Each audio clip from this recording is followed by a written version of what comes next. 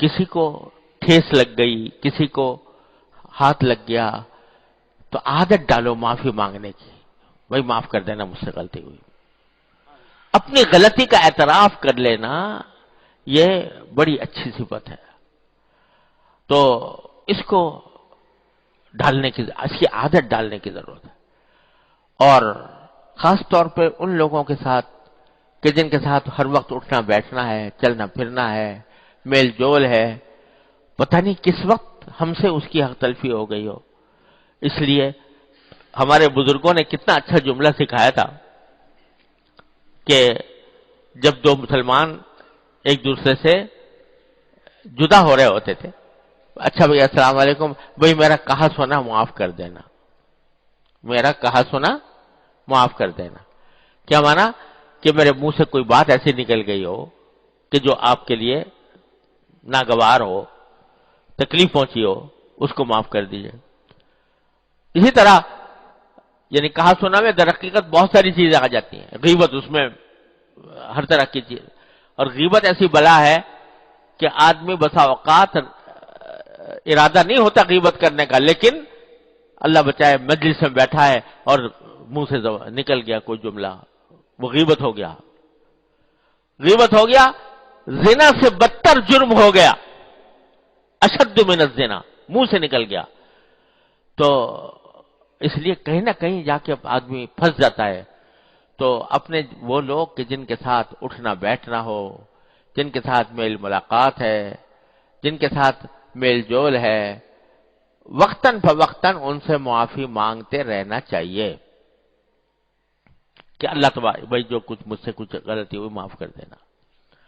اس میں کبھی معافی مانگنے میں کبھی تأمل نہ کرنا چاہیے، کبھی یہ نہ سوچنا چاہیے کہ بھئی اس سے میری سبکی ہو جائے گی، اس سے میری ذلت ہو جائے گی.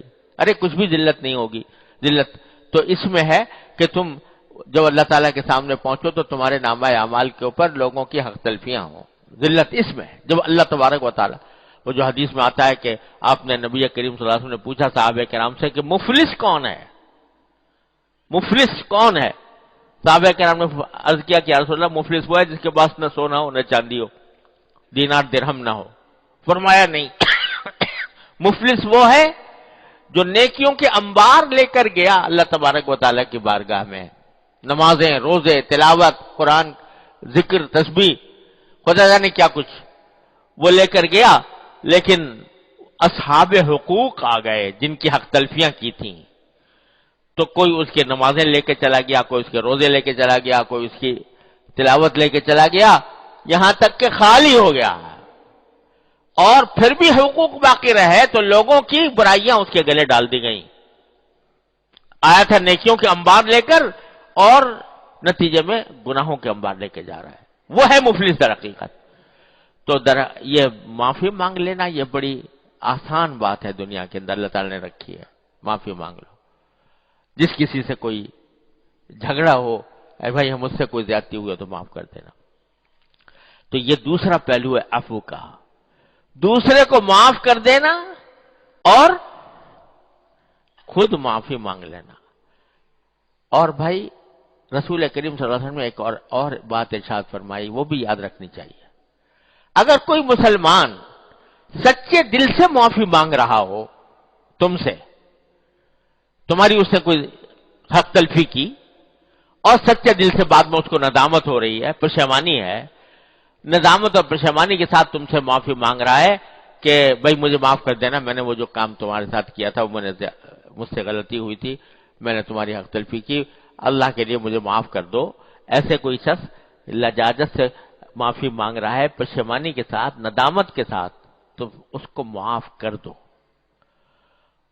اور بظاہر کتنا ہی سنگین اس نے معاملہ کیا ہو لیکن معاف کر دو.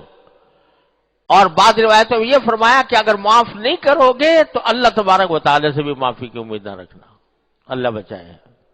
اللہ تبارک و تعالیٰ کے سامنے جب جاؤ گے تو اللہ تبارک و تعالیٰ سے بھی کہیں اللہ تعالیٰ بھی تمہاری بہت سے گناہوں کو معاف نہیں کرے گا. تو اس لیے یہ وعید بھی بیان فرمائی کہ کوئی سچے دل سے معافی مانگ رہا ہو، ندامت کے ساتھ مانگ رہا ہو، تو اس کو معاف کر دو. نہ کرنے والے پر وعید بیان فرمائی. اس وعید کے الفاظ اب مجھے صحیح یاد نہیں رہے، لیکن حدیث صحیح کے اندر وہ وعید موجود ہے اس شخص کے لیے۔ تو اللہ تبارک و تعالیٰ اپنے رحمت سے ہمیں بچائے اس سے۔ دونوں پہلو معافی کے ہیں، معاف کر دینا، معافی مانگ لینا، یہ دونوں نبی کریم صلی اللہ علیہ وسلم کی عظیم سنتیں ہیں۔ اللہ تبارک و تعالیٰ اپنے فضل و کرم سے، اپنے رحمت سے ہم سب کو ان سنتوں پر عمل پیرا ہونے کی توفیق عطا فرمائے۔